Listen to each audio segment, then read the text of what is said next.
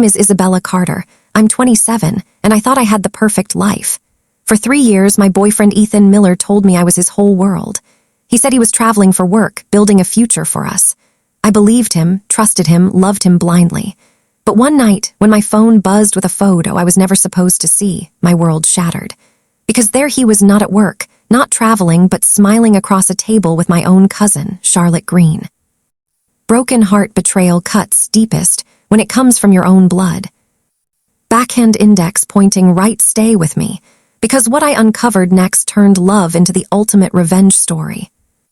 I grew up in a small town outside of Leeds, England, where family meant everything. Sunday dinners, birthday parties, Christmas mornings, my cousin Charlotte was always right there beside me. We shared secrets, outfits, and childhood dreams. She was like the sister I never had. So when I introduced Ethan to my family, Charlotte was one of the first to welcome him. She laughed at his jokes, complimented his style, and I thought nothing of it. Why would I? She was family. Ethan, 29, worked in corporate sales. His job meant constant travel, or at least that's what he told me. "It's for us, Izzy," he'd say, holding my hand. "Every long trip is another step toward our future together." His voice carried such conviction that I never questioned it, until the lies began to slip through the cracks. It started with small things, missed calls, vague excuses, forgotten details about his supposed meetings. Then one evening, Charlotte uploaded a photo on Instagram. She was at a fancy rooftop restaurant in Manchester. My heart skipped a beat when I spotted a reflection in the wine glass beside her. A man's face. Familiar, too familiar. Ethan. My chest tightened. "No, it can't be," I whispered to myself. But the more I looked, the clearer it became. His sharp jawline, the navy blazer he loved, the watch I gave him last Christmas, all right there. I wanted to scream, but my body went numb. Why would my cousin, my blood, betray me like this? Why would the man I loved choose her? That night, I didn't sleep. My pillow was soaked with silent tears as my mind replayed every moment Ethan claimed he was away for work. Was Charlotte always the real destination? By morning, my doubts had turned into a dangerous determination. If Ethan thought he could keep living this double life, he was wrong. If Charlotte thought she could steal the man I planned to marry, she was about to learn that betrayal always comes with consequences. The game had just begun, and I was no longer the naive girl in love. I was the woman ready to uncover every lie. When I trusted my boyfriend Adrian Cole, I believed every word he said. He told me he was leaving for a week-long business trip, and I didn't question it. I wanted to. But love makes you blind. Somewhere deep inside, though, I felt a strange emptiness. A silent whisper kept warning me that something was wrong. That whisper grew louder with each passing day. One evening, I made up my mind. I couldn't just sit back and wait. I reached out to a tech-savvy friend who helped me track Adrian's phone location. My stomach turned when the signal pointed not to an airport or a business center, but to a luxury hotel downtown. My chest tightened. The kind of hotel I had heard rumors about. The kind where secrets lived behind closed doors. Out of habit, I thought about calling my cousin Lee Morgan, the one person I used to trust with everything. But when I dialed her number, it was turned off. I brushed it aside at first. Maybe she was busy, maybe she was asleep. But unease spread like fire in my veins. By 10 p.m., I couldn't take it anymore. Rain poured down as I drove toward the hotel, the wipers slashing across the windshield like angry hands. Every red light felt like an eternity, every second heavier than the last. When I finally walked into that dimly lit lobby, I felt my world shift. My shoes echoed against the marble floor as if each step was pulling me closer to a nightmare I didn't want to face. And then, through the half-open door of a private lounge, I saw them. Adrian, his charming smile, the one that once belonged to me. But tonight, it was for Lee. She sat beside him, laughing softly, her hand resting on his. The image seared into my soul like fire. My breath caught, my entire body trembled as I pushed the door wide open. The slam of wood against the wall startled them both. Their faces turned pale, their eyes wide with panic. "Adrian," I whispered, my voice cracking. "Why? and Lee, of all people, you. Silence, heavy, crushing.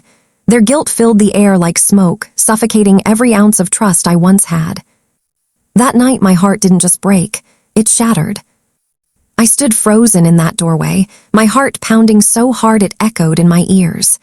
Adrian and Lee stared back at me, caught in the cruel web of their own betrayal. For a long moment, none of us spoke. The silence felt heavier than thunder.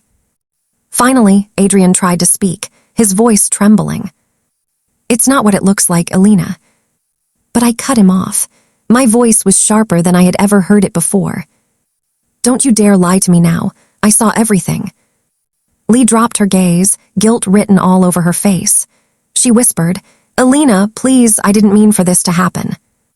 Her words felt like knives. The girl who grew up with me, shared secrets, holidays, and childhood laughter, now sat beside the man I thought I would marry. My cousin, my blood, my own shadow. The room felt smaller, the air suffocating. My chest ached with rage and sorrow tangled together. Adrian reached for my hand, but I pulled back as if his touch was poison. "How long?" I demanded. "How long have you two been doing this behind my back?" Neither answered, and that silence screamed louder than any confession. I turned away, but my tears betrayed me. They streamed down my cheeks, hot and bitter. Each one carried the weight of a memory, every kiss, every promise, every night I waited for Adrian to come home. All of it now ashes. The hotel staff passed by, curious eyes peeking through the door. The shame burned inside me. Not only had they betrayed me, but they had humiliated me, in public, in the most unforgivable way. I left the hotel, my legs trembling, the rain outside mixing with my tears. The city lights blurred, and the world around me spun, but one thought kept me standing. I will not let them destroy me. That night, I sat alone in my apartment, staring at the ring Adrian had given me, a symbol of love that turned into a weapon of betrayal. Slowly, with shaking hands, I slipped it off. For the first time, I felt the weight lifting. But deep down, I knew this was only the beginning. They had written the first chapter of betrayal. I would write the final chapter of revenge. The night felt endless. I sat in silence, staring at the blank wall of my apartment. But my mind was anything but empty. The images of Adrian and Lee together replayed in my head like a broken film reel, each frame cutting deeper into my soul. But with every painful replay, something inside me shifted. The hurt began to harden, shaping itself into something far more dangerous: resolve. I wasn't going to cry myself to sleep anymore. I wasn't going to beg for answers that they would never give. If they had chosen betrayal, then I would choose justice. And justice, in my heart, was revenge. I began to think strategically. Adrian's life had always been built on appearances: his spotless reputation at work, his charm in social circles, his polished image as the perfect fiancé. That reputation was his crown, and I knew exactly how to rip it away from him. And Lee, my cousin, the girl who pretended to be my sister, my confidant, she had a weakness too: envy. She had always compared herself to me, my clothes, my friends, even my career. Now she had compared herself to me in the cruelest way possible, by stealing my man. But I would expose her for what she truly was. I pulled out my phone and began collecting evidence. Photos, messages, receipts, anything that would prove their deceit. Every screenshot became a weapon, every detail a bullet in my arsenal. I didn't want a messy confrontation. I wanted something precise, something unforgettable. The next morning, I walked into work with a calm smile plastered on my face, but inside I was planning. Nobody knew that beneath my quiet demeanor, a storm was brewing. I would not strike immediately. Revenge, I realized, was best served slowly. Let them believe they had won. Let them relax into their false happiness. That's when the blade cuts deepest. I envisioned the moment: Adrian's colleagues learning the truth, Lee's family watching her mask shatter, my parents realizing the monster they had allowed into our home. They would all see it. They would all know. That night, as I closed my eyes, I whispered to myself, "You wanted to break me, but you've built something far stronger instead." This was no longer about pain. This was about power.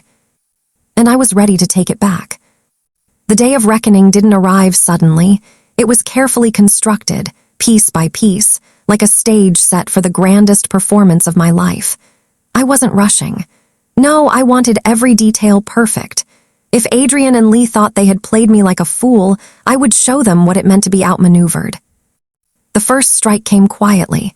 I sent an anonymous message to Adrian's company, just a simple envelope with photos of him and Lee, time-stamped on nights he claimed to be working late. Adrian prided himself on being the face of loyalty and discipline at work, the man his bosses trusted. Now, that mask had its first crack. I didn't stop there. While Adrian scrambled to explain himself at work, I reached out to Lee's closest friends.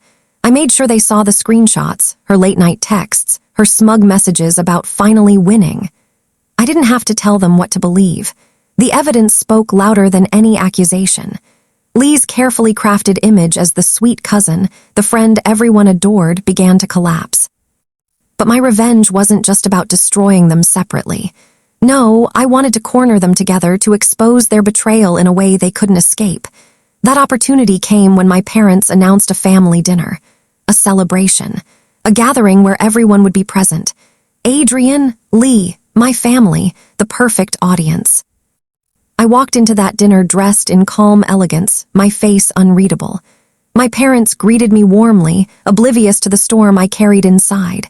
Adrian tried to smile at me, his eyes searching for signs of weakness. Lee sat beside him, her smirk sharp enough to cut glass. They thought I would suffer in silence. They thought I would swallow my humiliation. The room buzzed with laughter and clinking glasses until I stood up. Silence fell. With a steady hand, I placed my phone on the table, pressed play, and let the recordings and photos do the talking. Gasps filled the air. My parents' faces turned pale. Adrian's charm crumbled in seconds.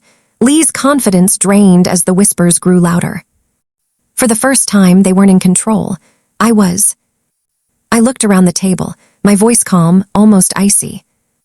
You thought you could hide your betrayal, but tonight, everyone sees you for who you really are. The silence that followed wasn't just shock. It was the beginning of their downfall.